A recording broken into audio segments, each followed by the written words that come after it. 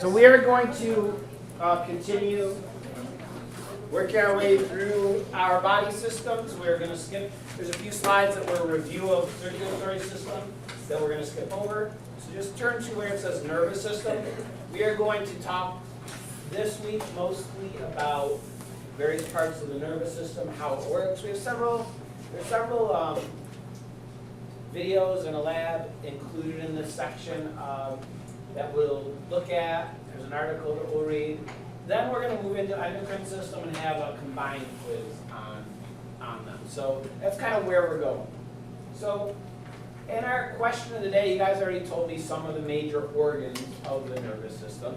And so you know a little bit about that. But our nervous system's function, its sort of purpose, is to help our body respond to outside stimuli. And we'll talk about what that means in a minute. So major organs of the nervous system include the brain, which is sort of the main part of the nervous system which processes information that's coming in and then responds to that appropriately. Our brain is where our memories are stored, where our actions are controlled, our thoughts happen. And then the brain on its own can't get this information out to other parts of the body or take in that information. So the spinal cord helps that to happen. The spinal cord is a bundle of nerves which takes the information to and from the brain out to various parts of the body.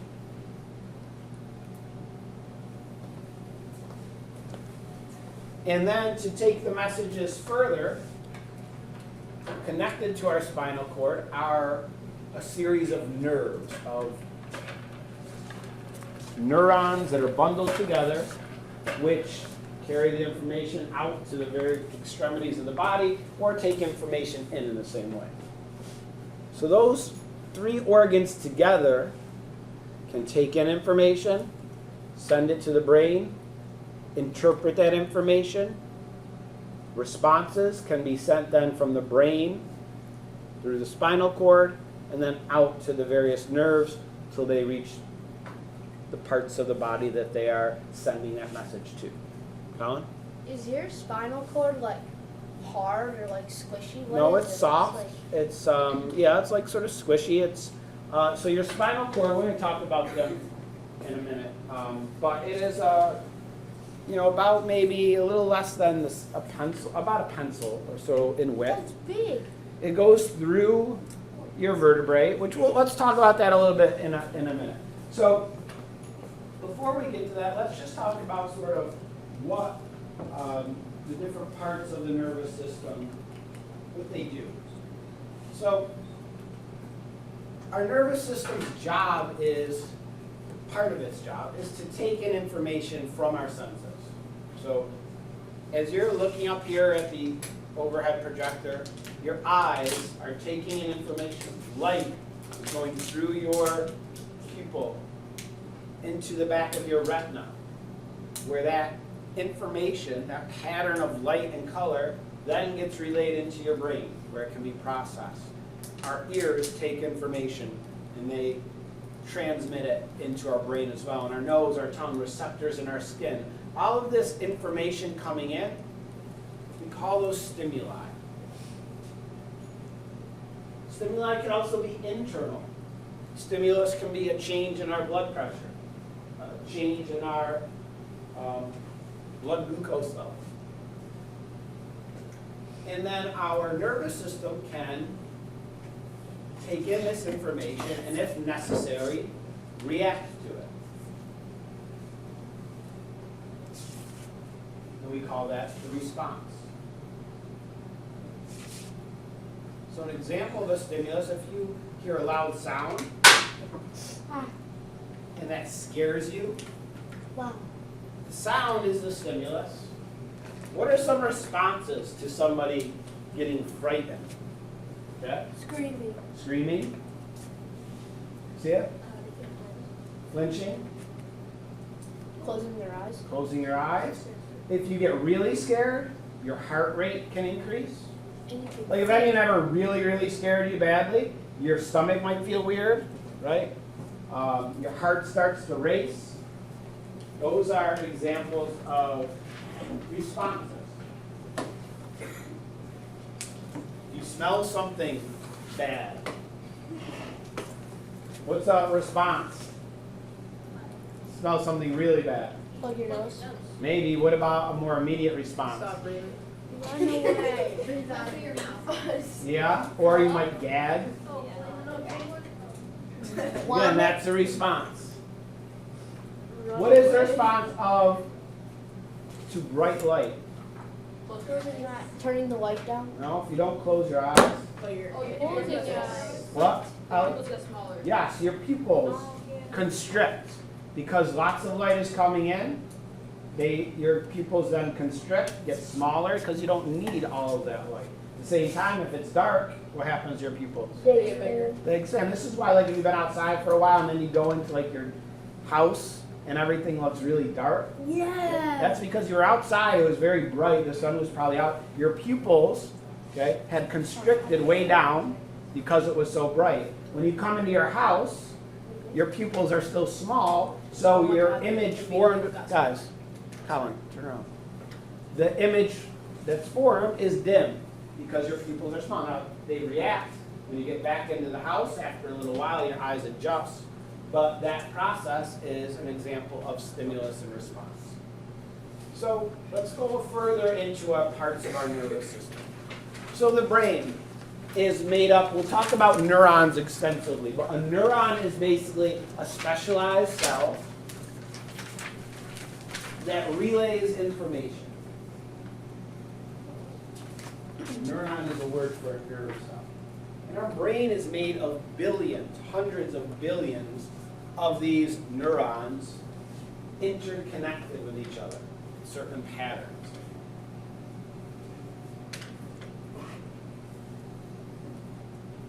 So the brain interprets the information that's being sent in.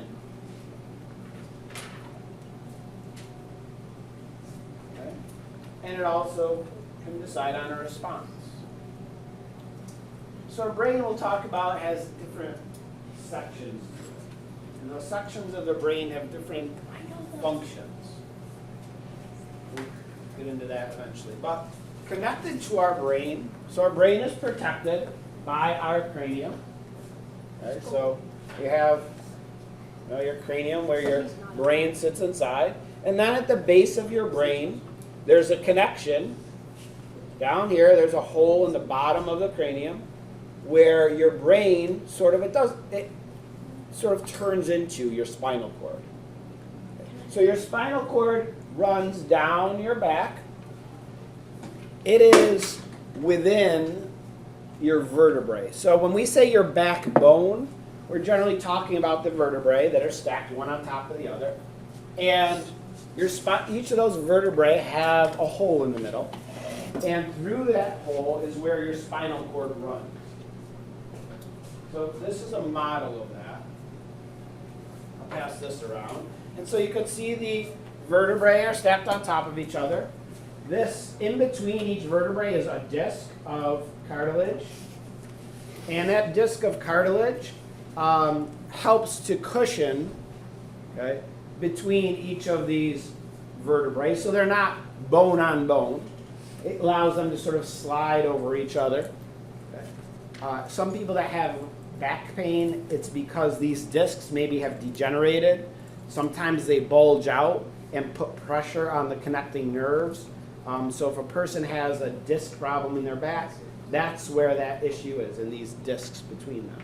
And so down the middle, you can see the yellow parts of this model are the spinal cord. It goes down through the middle. And then branching off between each vertebrae is a nerve. And we'll talk more about that. So that's what your spinal cord looks like. Since you said the brain turns into the spinal cord, is it like a tendon in the muscle? sort of, that nerve tissue from the spinal cord sort of goes into the brain. Like the base of the brain is the top of the spine. And so when, for example, right now as you are writing out your notes, let's just talk about what's going on. So coming into your eyes is a pattern of light, that's your vision. Goes to your retina. The information gets sent into your brain through your optical nerve. And then your brain is making sense of this pattern of light. It's allowing you to read what the words are, right? To interpret that information. And so as you write your notes then, your brain is also sending a message out. So it's telling your hand and your arm how to move and what pattern to write out your notes. So your brain sends a message, starts in your brain, then it goes down, goes through the upper part of your spinal cord, and then to get down to your arms, okay, those nerves that go down branch out around the base of your neck, the nerves that control your muscles. And so your brain sends a message telling your hands how to move, goes down the spinal cord, then out through one of these nerves, which are connected to the muscles. And when the muscles receive those signals, that's what allows your hand to move and write out your notes. The same thing happens when information goes back into your brain. If somebody taps you on the arm, sensors in your skin that are sensitive to pressure take in that information. They start sending it up a nerve that goes up your arm, goes into your spinal cord. That message goes up your spinal cord into your brain, where your brain can then interpret it and say, tell your body, oh, that feels like somebody's tapping me on the arm. And so this information goes from the brain, spinal cord to nerves, and vice versa. This is actual what that looks like. This is the nervous system of a person from the body's exhibit. And again, you see the various nerves that have been dissected, and these are the nerves that would go all the way down the arm and so forth, with the spinal cord, down the legs. Now, if you've ever heard of a person having a spinal cord injury, so sometimes people have a traumatic accident in which their spinal cord, that yellow part of this model, is broken. So typically it's protected by the vertebrae, but if there's, if there's a blow to the body that's extreme, it can cause these vertebrae to sort of be offset and could cause this spinal cord running through the middle to be broken into two pieces. Now that's a dangerous injury because it can lead to paralysis. So if a person damages their spinal cord, let's say down here, when their brain is trying to tell their legs to move, the brain works fine, the muscles in their legs work fine, the brain sends the message, goes down the spinal cord, but it gets to that break in the spinal cord and the message cannot go any further. And therefore, the muscles in the legs, which are working just fine, don't get that message telling them to move. At the same time, a person loses sensation of that part of their body. So if somebody touches them on the leg, that their receptors in their leg work fine, the message starts to be sent, but as it's heading towards the brain where it's going to be processed, it gets to that break and it can't go any further. And one of the things about neural tissue is it does not heal very well. So lots of body tissue types can heal. For example, if you break a bone, the bone fills in the gap, and it's basically just as strong as the original bone that was broken. Muscles can heal. Skin can heal. Lots of tissue in our body can heal, but neural tissue doesn't really. So once that break happens in the spinal cord, it doesn't grow back and reconnect. Now this is an area that scientists are actively working on, trying to find ways. Can we use stem cells? Can we use other means of trying to encourage that neural tissue to reconnect? But we haven't been able to successfully allow that to happen. Now, the higher up on the spinal cord that the damage is, leads to a greater and greater loss of use of those parts. If a person breaks their spinal cord up high, okay, in sort of the neck region, they could lose the use of their legs and their arms, okay, because if that break happens way up here, now that message can't get down into the arms either.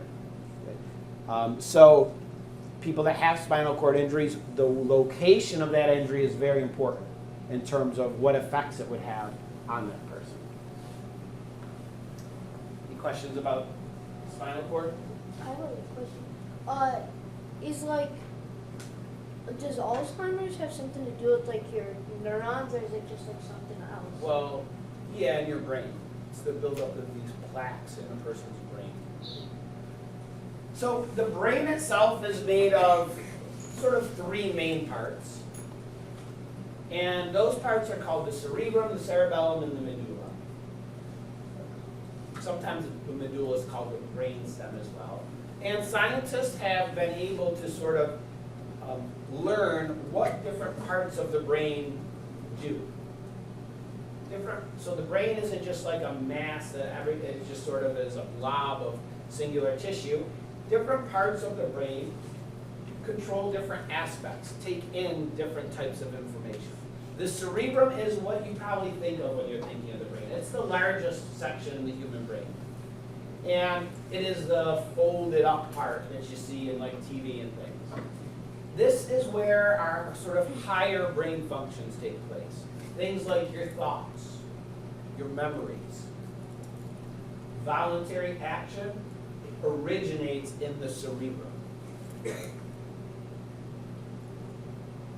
And different parts of the cerebrum control different things. There's a part of the cerebrum that is known to help control speech. Another part which is where visual input is taken in. So scientists have traced these different actions and functions to different parts of the brain. Do you know how they've done that? How do scientists know which part of the brain controls what things? How does?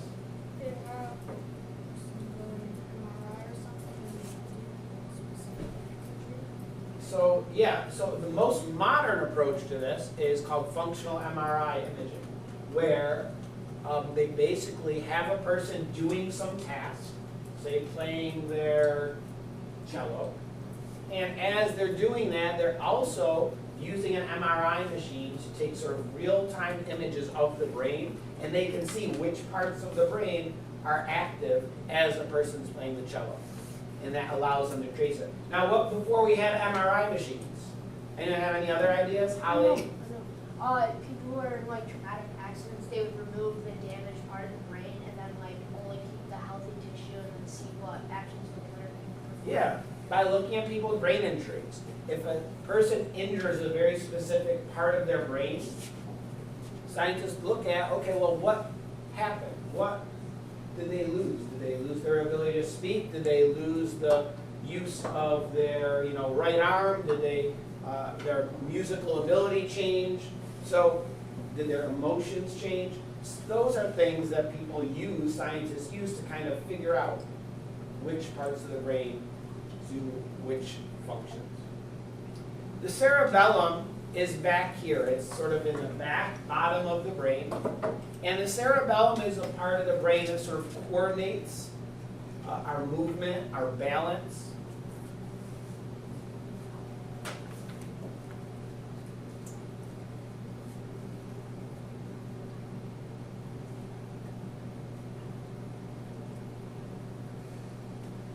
And then the medulla, or the brainstem, this is the part that controls sort of our most core, basic life functions. Things like our heartbeat, our breathing rate. The things that we need to stay alive are typically controlled by the brainstem. And so have you ever heard of, on TV or movies or something, the doctor saying that a person is brain dead? Yeah. You heard that term? Yeah. I What think does that I mean? am. Does anyone know what that means? Stupid. Ali? They have little brain waves, like they're not sending the messages to So how's that different than just being dead? All the organs are working, just they don't have enough brainwaves. Yeah, so that if a person, that term is used when a person's brainstem is still functioning. So their heart is still beating. They can still do the core life functions. Their blood pressure is being maintained and so forth. But they're showing no activity in the cerebrum. And again, the cerebrum is where our thoughts, our memories, our voluntary actions are all controlled. So those parts of the brain are not showing any activity, yet a person is biologically still alive. And so that's what that means. I saw this like experiment that happened. I didn't see it, but I read about it. This experiment that happened in like the 1940s, 1930s, where this guy, I think he was like a veteran or something. He had like brain damage from like getting shot or something, and they removed a certain part of his brain that was damaged, and they like kept the part that was fine, and they would give him a maze, the same maze every single day for years and years and years. But he never had any recollection of doing it, and he always thought it was a new puzzle or a new maze, but he always did it like a couple seconds faster, a little bit faster, which he never did. Yeah, we're going to watch a video about a person in a similar kind of situation. So because our memory is controlled by our cerebrum, if there's damage to certain parts, it sometimes affects a person's ability. Either their existing memories can be gone, or they could also lose the ability to form new memories. We'll learn about that too. So there's the cerebrum, a large portion of the brain that you're familiar with, the cerebellum, which is below it, and then the medulla or the brainstem.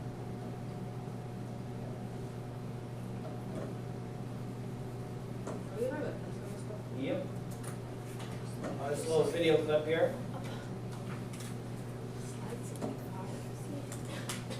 Has ever seen this? Water Water. Then you see something about an alligator. Yeah, and that's like mom. Oh, it's actually the water boy. I love Y'all shut up now. Last week, we talked about the physiology of the animal brain as it pertains to aggression. Now, is there anyone here that can tell me why most alligators are abnormally aggressive? I know the answer to this question. Raise your hand. Anybody? Anyone?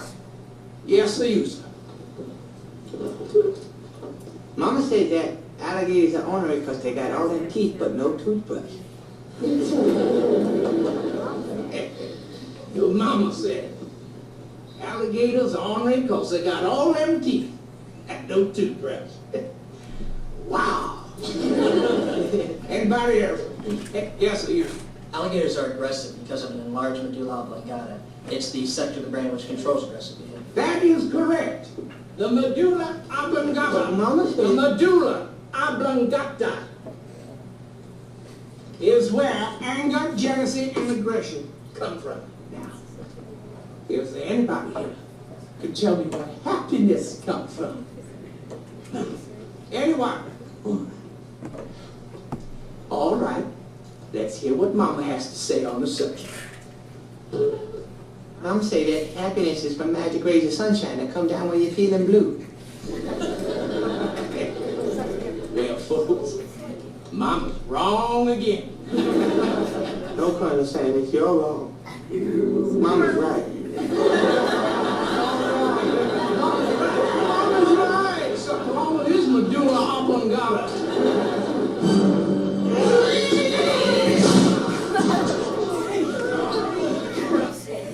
I love the water boy. All right, so just a little, Little Anderson.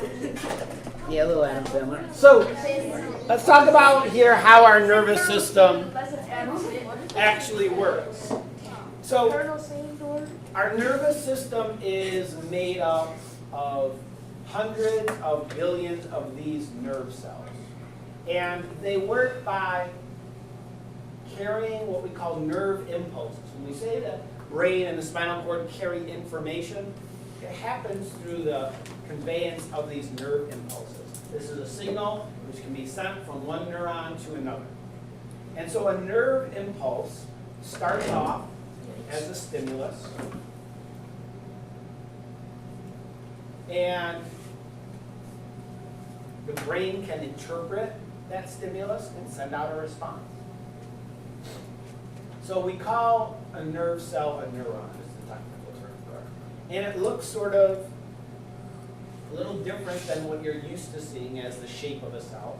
They have sort of an elongated portion, an enlarged portion with the nucleus in it, and then all of these branches. And we'll talk about what these parts do. So these neurons can send and can receive messages.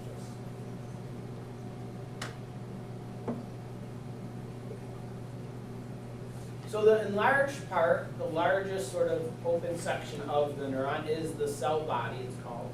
It has a nucleus in it.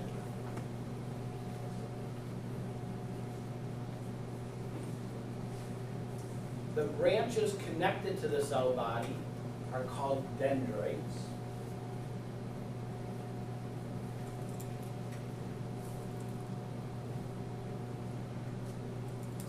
And then the elongated portion is the axon.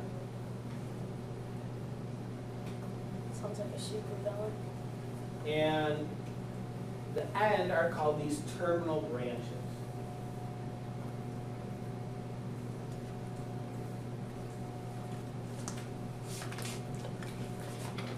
Here's another view of it. So the cell body is basically contains most of the organelles of the neuron. The nucleus and the other organelles.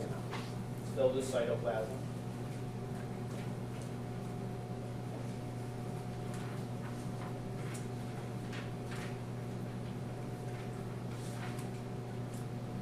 These dendrites, these branches, are sort of a structure that's kind of listening in for a nerve impulse from another cell.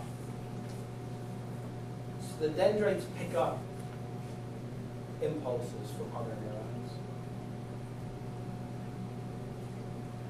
And then they start a nerve impulse within this neuron when they do receive that signal.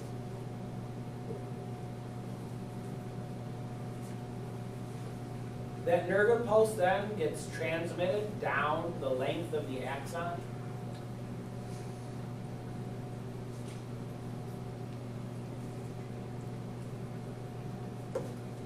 Until it gets to the end, to the terminal.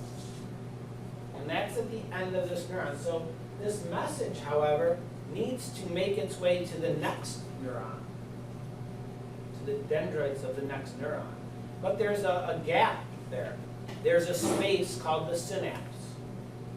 And so when this message does get to the terminal, they release special chemicals called neurotransmitters into that gap. And those neurotransmitters then bring the message to the next set of dendrites, which start the process all over again. So the synapse is the space between two neurons.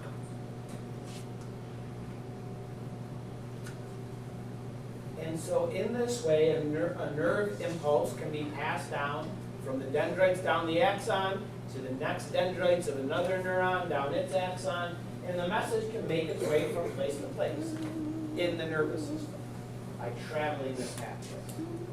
It kind of looks like a Dr. Seuss character, not gonna lie.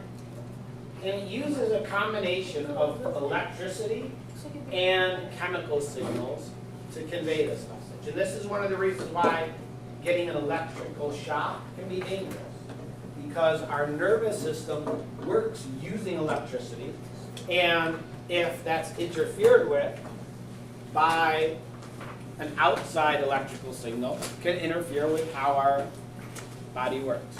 So in this image, you see sort of that pathway. Dendrites can collect the signal, send it down the axon to the terminal, where it can be passed on to another cell.